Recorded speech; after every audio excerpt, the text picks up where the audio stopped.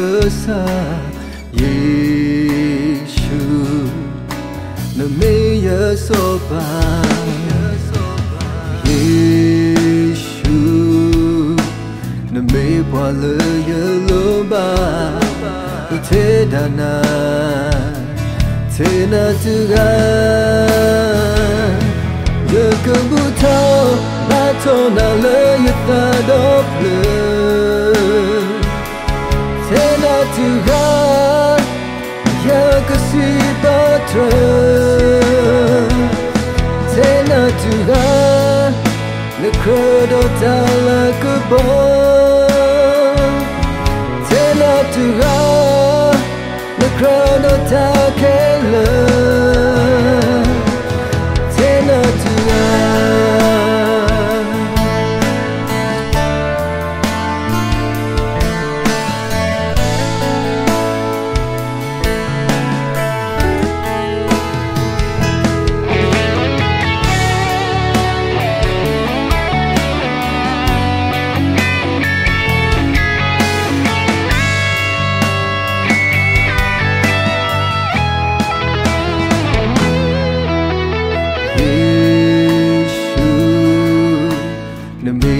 ta ko kesa Yeshu na meya sopa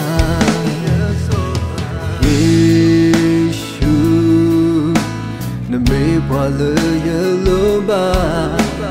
te dana te na tuga ye kebuta bato na le yata doble te na tuga ye kasi patre te na tuga le credo tala kubo te na tuga le credo takela ye kebuta bato na le yata doble te na tuga ye kasi patre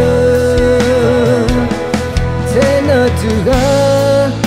le credo tala kubo te na tuga le credo takela